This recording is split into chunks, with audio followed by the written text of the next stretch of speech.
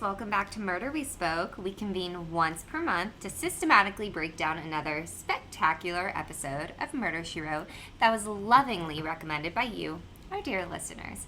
I'm Marissa Galvan, and I'm joined, as always, by my co-host, Ben Tahaya. Hi, Ben. Hi, Mar. How you doing? Oh, I'm doing.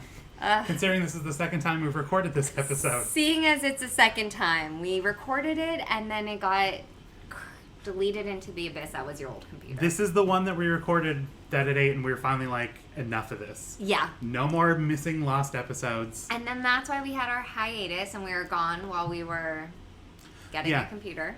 Getting a computer, getting a little cancer, you know, like you do. We picked up a lot of things in the hiatus. I mean, yeah, I'm glad you said it on me, but all donations on Pretty Little Pod. Not joking. It's cutaneous lymphoma. I'll be fine. Probably. I don't know. That seems like cryptic. I know. Honestly, though, it's really lymphoma sounds very serious. Like because it's like non-Hodgkin's lymphoma. Like a lymph anything just sounds not great, Bob. It's a cutaneous, so it's just of the skin. It's like a just your largest organ in the body. It's just my largest organ is just cancerous and. God, so I think, yeah. No big deal. And my doctor's like, hey, right now, good news is it's like so early we can't do anything. Just wait for other symptoms to arise, and then we'll do something. It's like, oh no, that's go fuck yourself. Cool. Just wait for the stress of having cancer to multiply the cancer until it's bad enough to be bad. Yeah, don't worry. Yeah, don't worry. The stress will be like, oh, I'll gin something up real quick. Don't worry. Oh, you mentioned cancer? Okay, here we are. Yeah. Yeah, so that's dusting of lymphy. That's what our break. It was it's a not laptop. Contagious, so I'm great, guys. It was a laptop / cancer hiatus. Yeah, so you can't be mad at us, and if you do, you're garbage people. So that's bye. The thing. It's like, oh, I'm sorry, you're mad at someone who's got cancer. You guys. Literally, anytime we miss an episode or if we mess up or something, be like, it's the cancer. That's the thing. It's like, you guys, we love it when you're like, when's the next episode? We're so excited, but from now on, we're just gonna tweet back cancer. #cancer on it, can we? Yeah. When's the next one? What episode is gonna be? Whichever one deals with cancer. If there is a cancer episode, please. Oh, we're not watching it. God, no. Please give it to us. Literally, it was days after I got diagnosed. Me and my husband went to see Annihilation, which is legit just a metaphor for the cancer, for the planet Earth getting cancer. Oh. Literally, that's what it is. And it's like, oh, this is... Have you seen the movie Arrival? Yeah. Yeah. That's like little baby cancer. But I'm just like... But it's kind of like, I guess for that, it's like time doesn't really matter. So because it's all... They may have cancer, but because it's all happening simultaneously. Yeah. So whatever, you've had cancer before, deal with it. Yeah. But anyway, guys, we're not here to talk about cancer as much as the first 5 minutes have been about cancer. Oh, just restart. Again, I'm just always so worried about whenever pop-ups happen. I'm like, it's a brand new laptop. It's going to be fine. But I'm still like, if this episode deletes, mark our words. Over. Done. We're done. There's no more.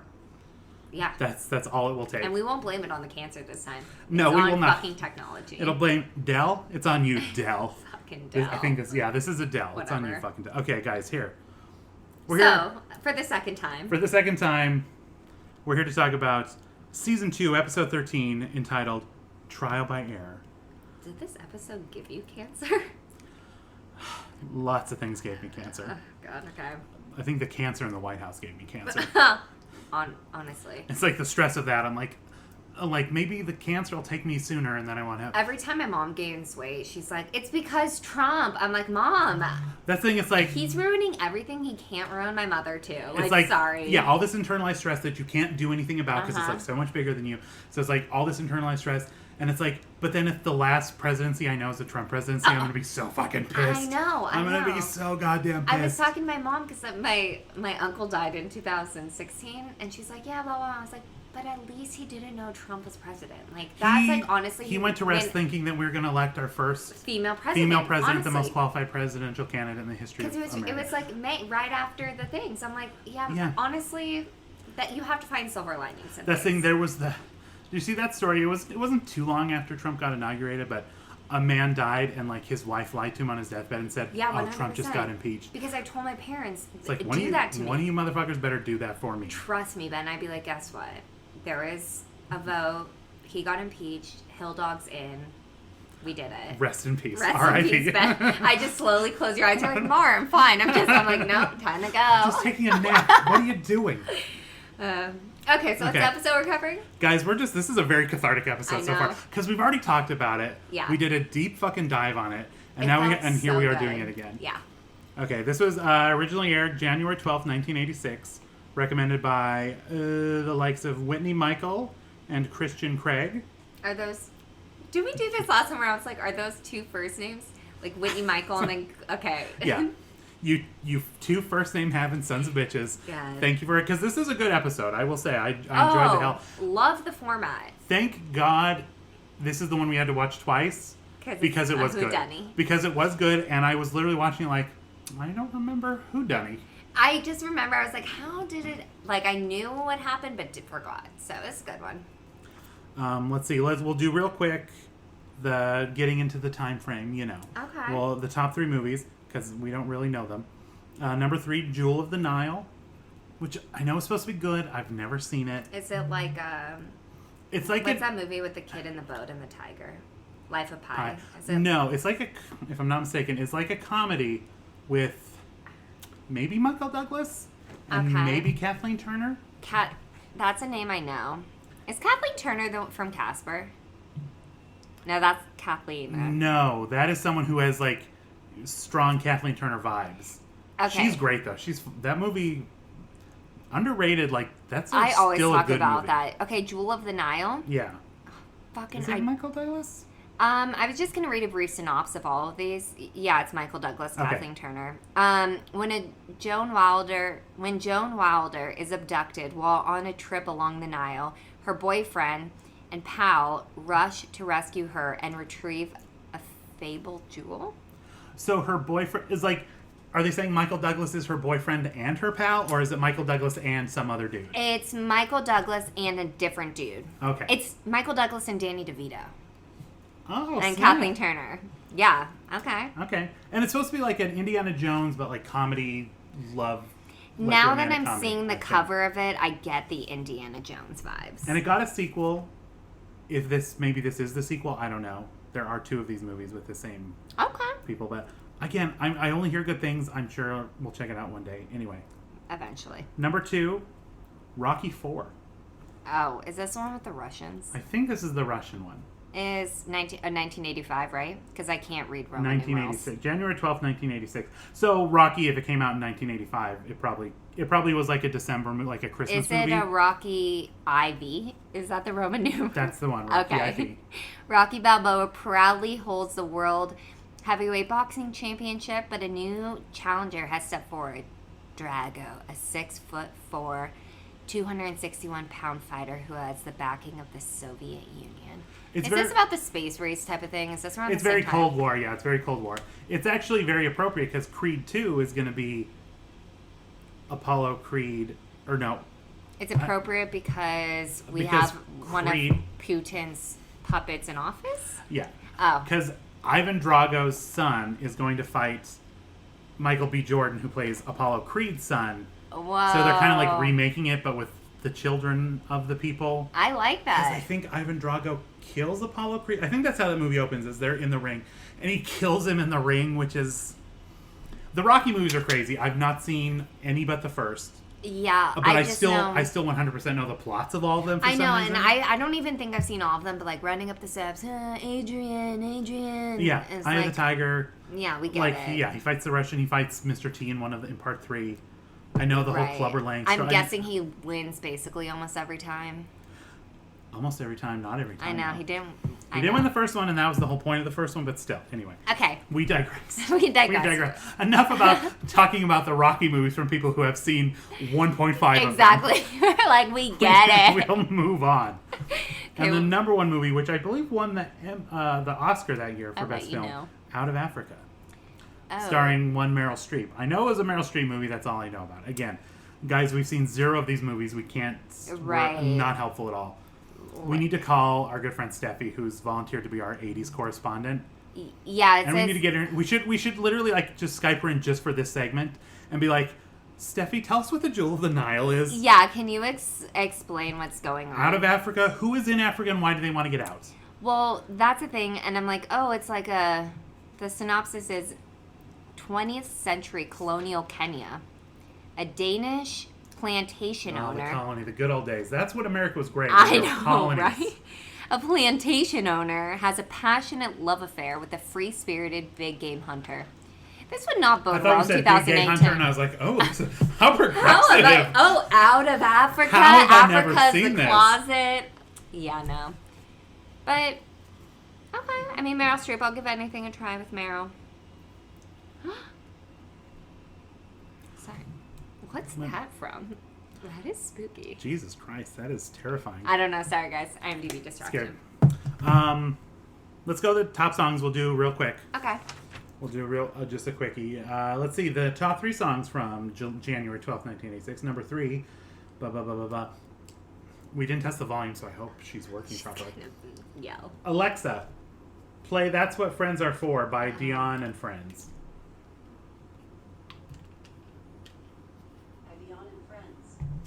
Oh, she's real spotty today. It's going to be good. It's going to be a good day. She's barely working. Cool. Nothing is happening. No, it sounds like she's Alexa, volume up. Disconnect from Bluetooth.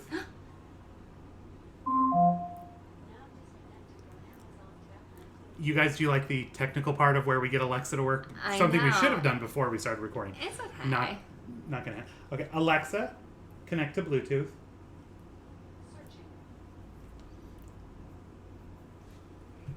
So if any of you guys were pondering, should we get did it work? Like she should say I feel like there's Okay, guys, we're gonna skip this part for now.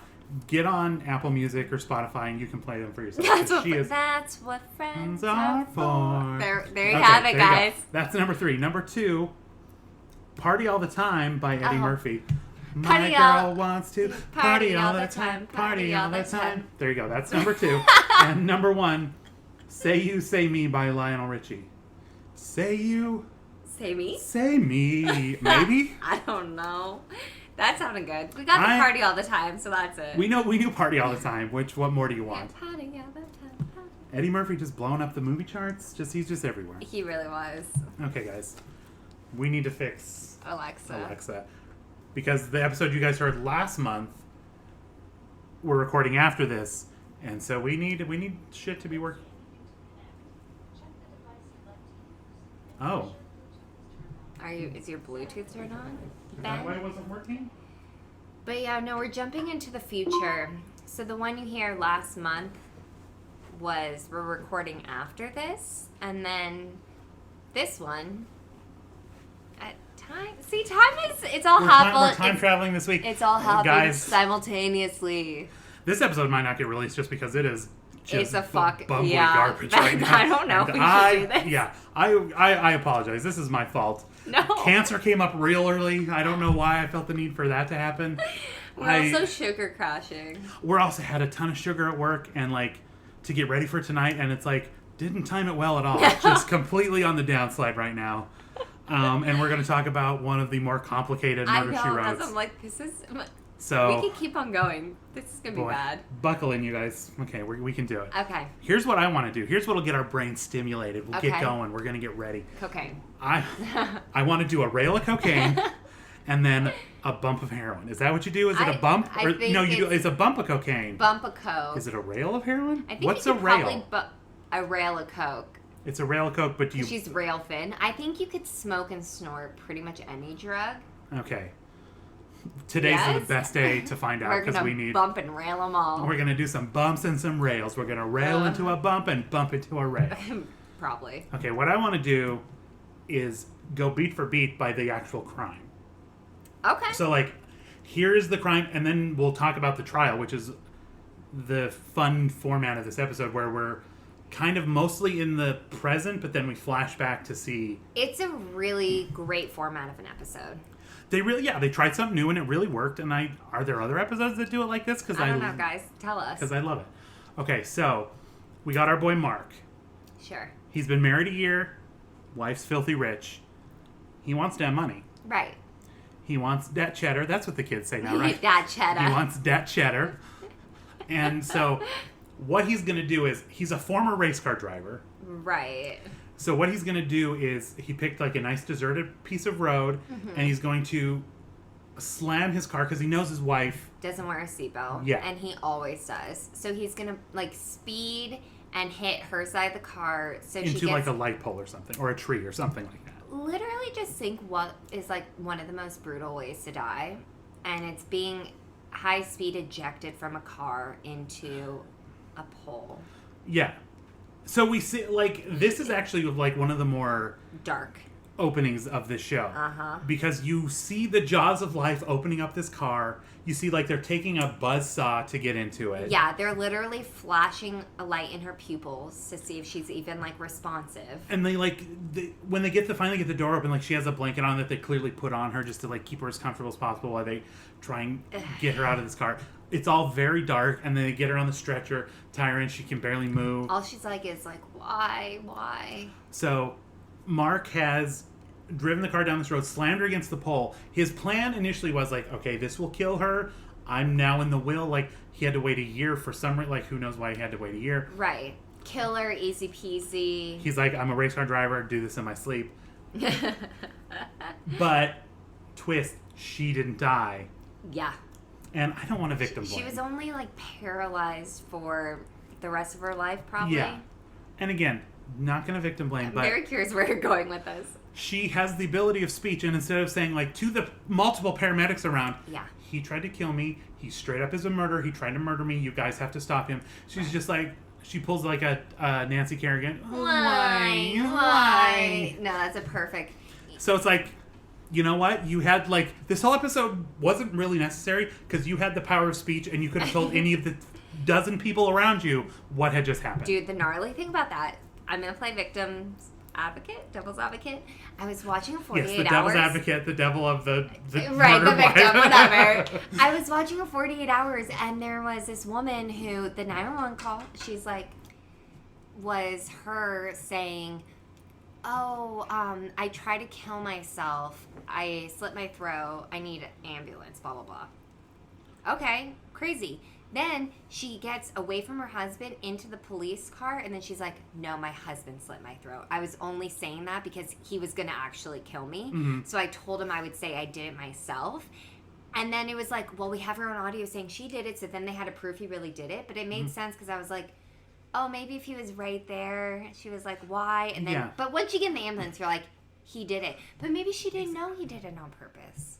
She obviously But she was like, why? I don't understand. She was like, right, like she knew. Yeah, that's true. She's like, why did you do this? Because like when it happened, he's like, oh, there was a kid on the bike in the road, on a deserted road in the middle of the night. Cool, right, cool. That's what I thought. No one questions this.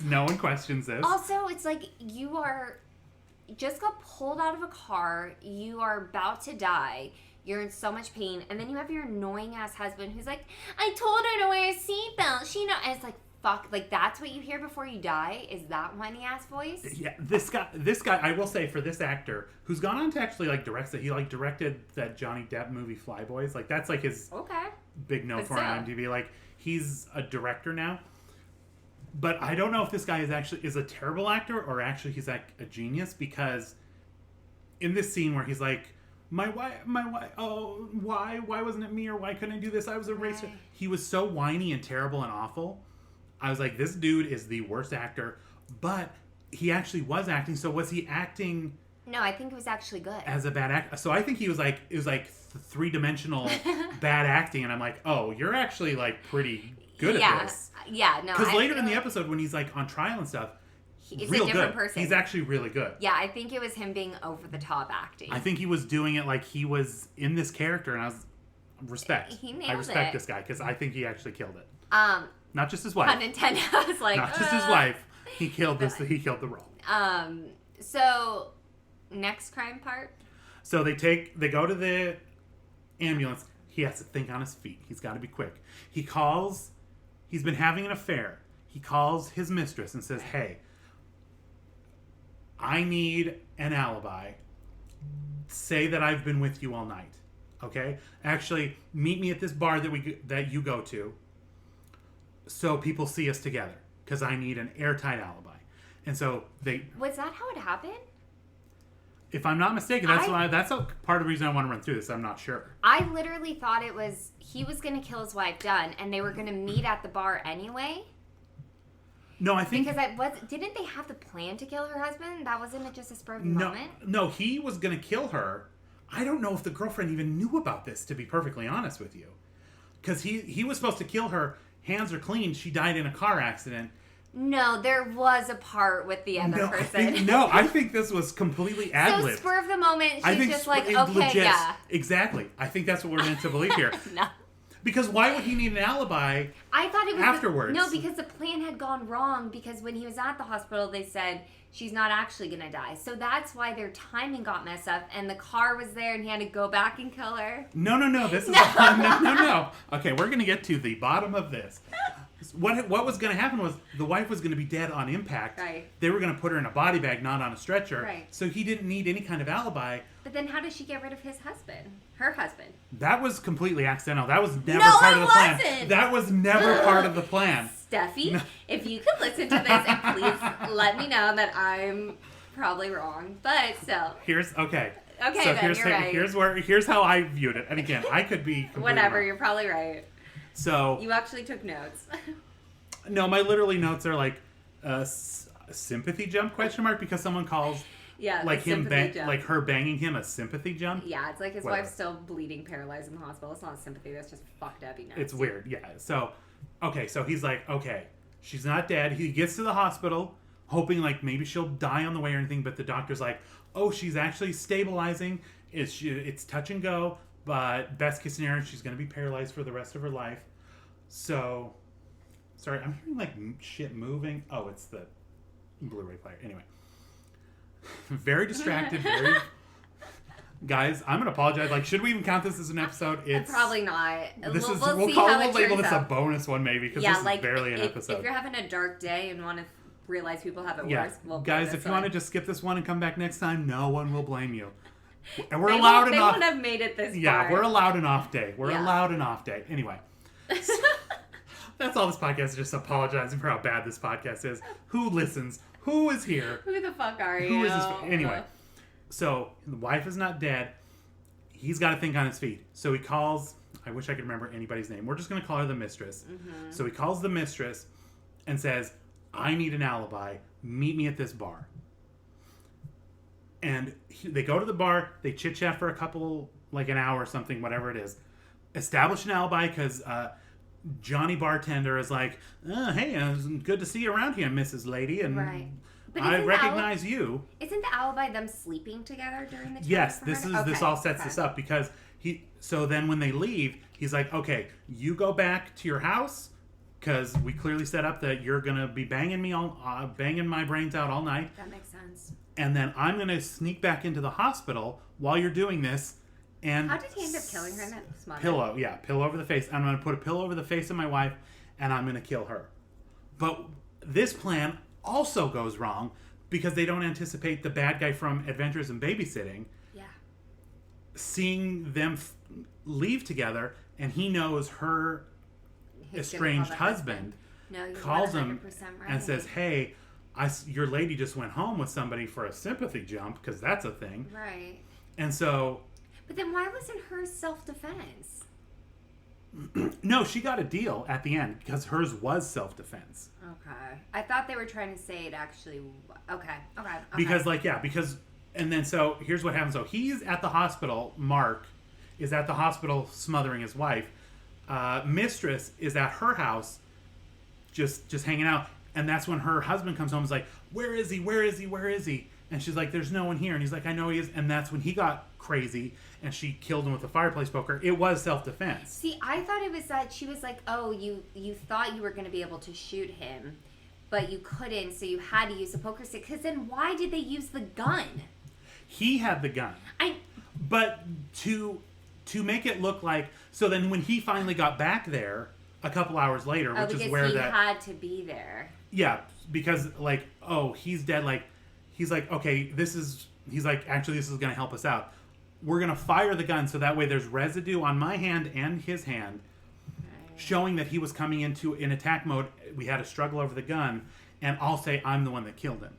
And so... This is checking out. I'm not 100% convinced that you're right, but I'm 99% convinced. Because that couple hours difference where he's still at the hospital and parking dude is dead in the thing, that's when the neighbor comes home and is like, oh, I wasn't going to...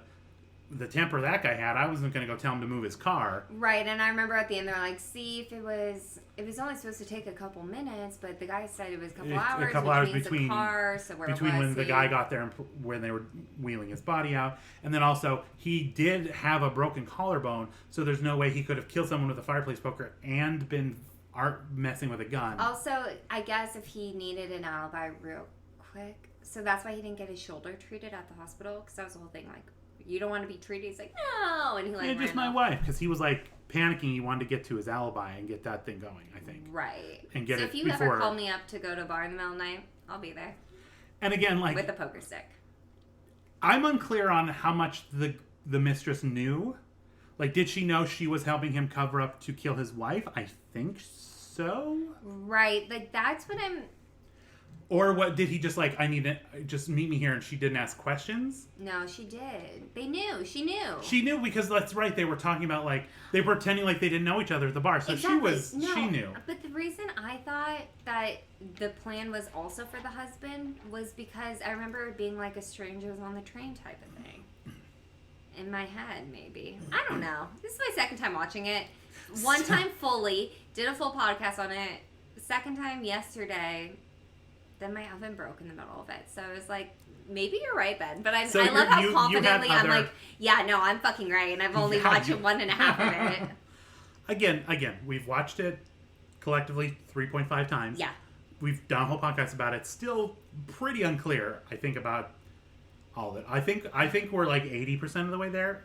Or at least I am, no offense. Right. But so I think you're... So that's how it went down. Okay. And then now... We flash to the jury, to the trial, rather. Right. JB, Madam Foreman. Obviously. No doubt about it. No doubt. I like how there's someone who's, like, been in multiple murder juries before, and, like, she's not even the person. Exactly. She's also, that woman's, like, 31, and she's like, I've been on 7 murder trials. I'm like, where are you that you're getting called? Like, A, how are there so many murder trials? She lives in Cabot Cove. Okay, that's fair. Everybody should have been on at least one. Goddamn thing. And again, how is JB like not even... She shouldn't even be allowed in the courthouse. They're like, there's got to be a conflict of interest somewhere. Just go home, Mrs. Fletcher. And the amount of cases she's actually involved in, and then they just go to her for information. I'm like, I mean, is there an episode where she is legit like called in to testify about something? Because there would have to be, right? I want to see that episode. Everyone confesses to her. She must spend her life in courthouses because... Come on, JB. So we flash to the 12 angry men and women, and there's like the stereotypes of every person in the jury pool. Yeah, and they do a fun, like, it's like you have the one guy who's like, he's guilty, I know it in my stomach, and nothing's gonna change my mind. Because he's an adulterer. Yeah, so, like, he's got this little backstory, and then you got the radio show host who's like, yeah, it's open and shut, we'll be gone by 4, don't even order dinner, we'll be gone by 4 p.m. Yeah, and then there's, like, the woman in there who's, like, always doing her makeup, and it's like, what do you want, Jessica? You just convinced us one way, now you're telling us the other way? And her voice, when you close your eyes, she sounded to me just like Kyle Richards from The Real Housewives. I was like... I love how you were closing your eyes during this episode. Maybe I was right about this. She was great. I liked that woman. How- And then there was an old man who just let JB borrow his cane, but he is our, what are we calling it? Our Death Note, because this was the last thing he ever did. I hate those. And he co-starred. His name was Tom Ewell, Ewell, if I'm remembering correctly. I wrote none of this down. Again, guys, Right. we It's apologize okay, for this guys. episode. It's cancer. He starred with Marilyn Monroe in 7-Year Itch. He was her co-star. I remember. And this is the last thing he did. So he's our Death Note. I think 7-Year Itch is one where Marilyn Monroe's character is just like pretty girl or something. Like her character's name is like something just so generic, like hot chick. Hot Chick. Yeah. Starring Rob Schneider. Exactly.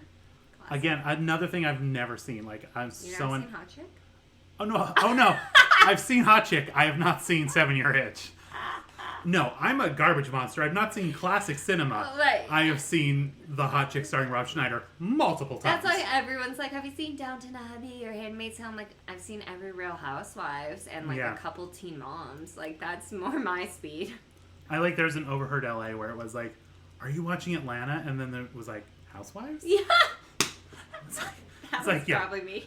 It's like, I'm the person saying Housewives? Yeah, the critically acclaimed show I'm not the Atlanta. person watching something that's making me think. Yeah. And like examine society. No, I'm watching the Housewives. No, exactly. So, anyway, I feel like now that we have wrapped our head around the trial or the crime, I'm like, we can just go home now. We don't have to talk about the rest of this now. Yeah, basically it was just kind of... Because my favorite line, though, of the show was when the abusive husband gets a call from the guy at the bar to be like, your bitch is going home with another dude. And he's like, what's up, creep? Like, that's how you answer the phone. And I was like, I need to answer the phone that way all the time. Like, my mom's fine. What's up, creep? Even at work. Yeah. What's up? Thanks for calling. What's up, creep? Yeah. Like, it's just so fitting. And I love that set that they were in because it was the biggest living room that clearly was like cut in half. That clearly there was no other wall. No. It was so like the cameras were way too far back. They made that they were at a tiny little like card table. And it's like in the middle of this giant living room, and the cameras were so far pulled back. It's like, move those cameras in, make that room look smaller. These are dirtbags, yet they're living in the biggest apartment I've ever seen. Yeah. 100%. It was so bizarre. There was just a lot of fun, random, stereotypical characters, which were...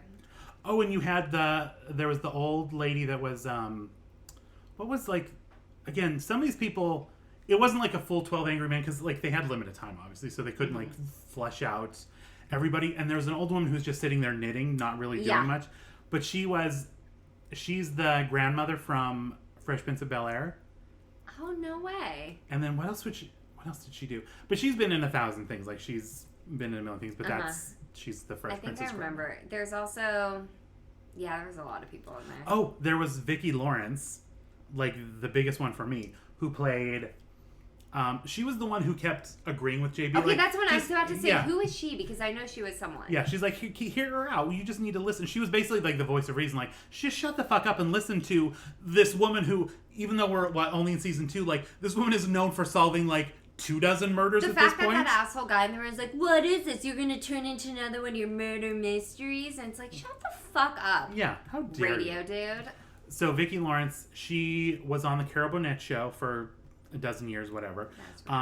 She played Mama on the Carol Burnett show and got spun off onto her own show. I was like, Mamma Mia? Mama's Family. Okay. Not a good show. I never heard of I've it, watched so I'm lots of it. assuming, It's real bad.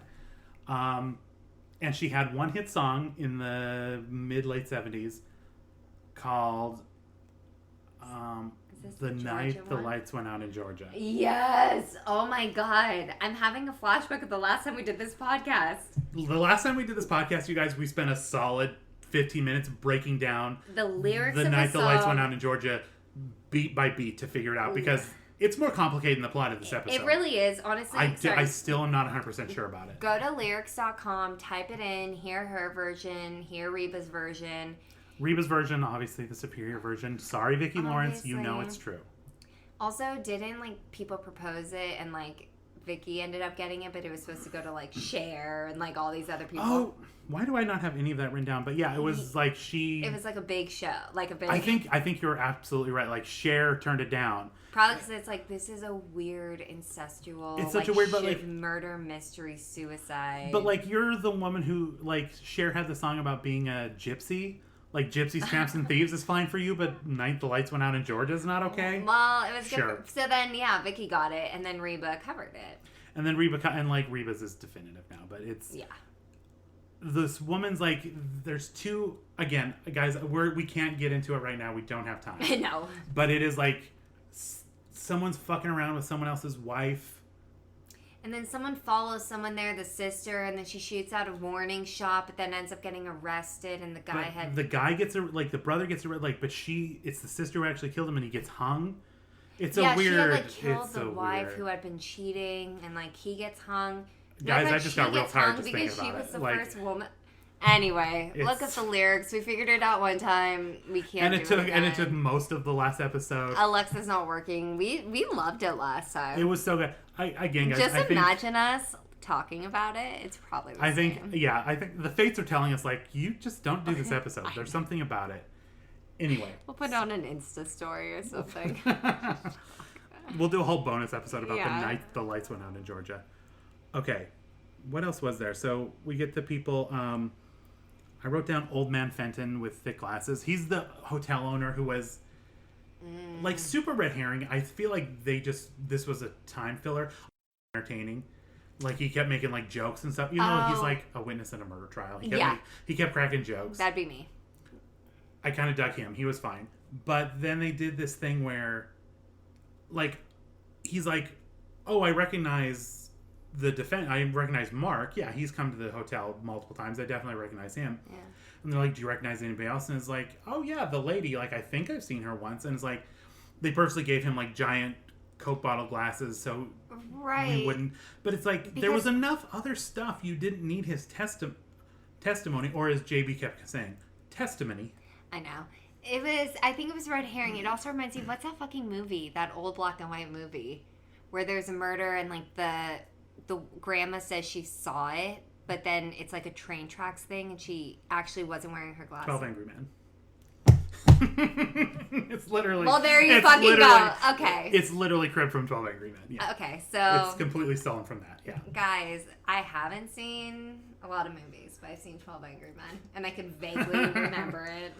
Yeah, so it's actually kind of clever because they're like... They make you think like, oh... He didn't see it. He's up here telling jokes. He likes the attention, just like the character from 12 Angry Men. Like, no, actually, turns out he was 100% correct. Like, yes, he definitely knew both of them. There was no ifs, ands, or buts. And JB just believed him. She's a good judge of character. That's all you chalk it up to. Knows. There's nothing more. JB says it's true. Okay, then it's true. Yeah. You didn't need it because you already had the broken. Like, you had enough other evidence. You didn't need this, but this is kind of what.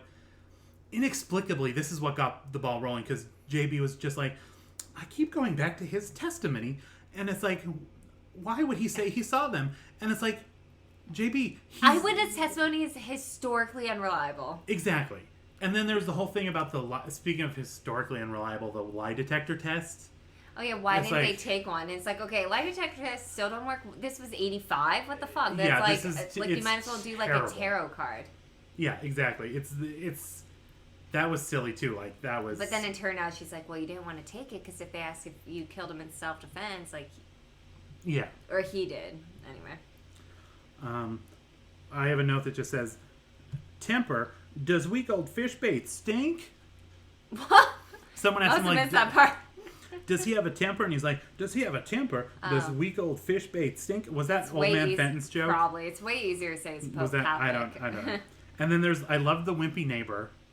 Because he was such a stereotype. Yeah. He was like the biggest stereotype. There was like glasses, little mustache, wearing a sweater vest. And he's like, no, I wasn't going to go over there with the temper that he had. Oh, dear. Like he was, like it was, they put zero effort into that character. No. It was hilarious.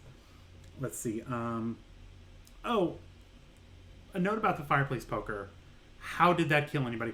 I like how we open with this woman got slammed into a tree in a car going 70 miles an hour. She lives. She walks away from it. Yeah. Does not walk away from it. She doesn't walk away from it. Okay, fair. Her eyes are like Her eyes are open and she can say why. She lives. Yes, right. Exactly. But this big dude who should be a WWE wrestler gets hit in the neck with a fireplace poker, dead instantly. Honestly, and the way you see it, it's like she barely touched him. And that's the thing, like, even when we were going through this whole thing thinking that Mark was the one who hit him, yeah. Even then you're like, how? There's no way this kid... He hits him with this... It's not even like he hits him with the blunt end of it. It's like you hit him with the side of it. Have you seen the movie Get Out? Yeah. You know when he takes the ball and hits him? And even that, you have to hit someone really hard multiple times. Exactly. Like one little... like. And that's it's to like the me head. And you. To I the could head. Take a poker stick. It wouldn't do much to you. That thing is like, if I gave you a poker stick right now and you hit me as hard as you could in the neck, like, yeah, it would hurt and it would fuck me up a little bit, but like, I'm not gonna die. It's Aren't there not people going who to get kill their me. like skull removed for a part of time? They have like an indent head and they're still fine. It's like, yeah, it's not. So how this killed him? And again, maybe they should have shown us like an obscured angle where we couldn't see everything, because they filmed it too head on, so where we saw it, and it's like. Also, they should have just like added like a splatter of blood, like, oh, it just hit at like a crazy place and she got it into the brain, but it's like. This thing, like, it's just like a... I think because they had to film it so many times, because we kept going back and be like, oh, it could have happened this way, or it could have happened this way. They're like, we can't reset and have like blood and have like an actual like we can't do that multiple times. Right. So literally, it's just like we're gonna hit him here because we have to do the scene so many different ways. Right. We can't reset it. We don't have the budget for that. I think that's literally all it was. Yeah, I like how, I mean, it must have been fun for the actors. Like, they even fake, like, him walking in on them sleeping. Like, she's like, yeah. What? And it's like, that never fucking happened. It's so silly. Let's see. We walked through the crime. Oh, my favorite line in the thing was at the end when Mark goes up to JB after the not guilty verdict. Yes! And he's like, oh, how can I thank you? He's like, I'll never forget you. And her line is just, oh, yes.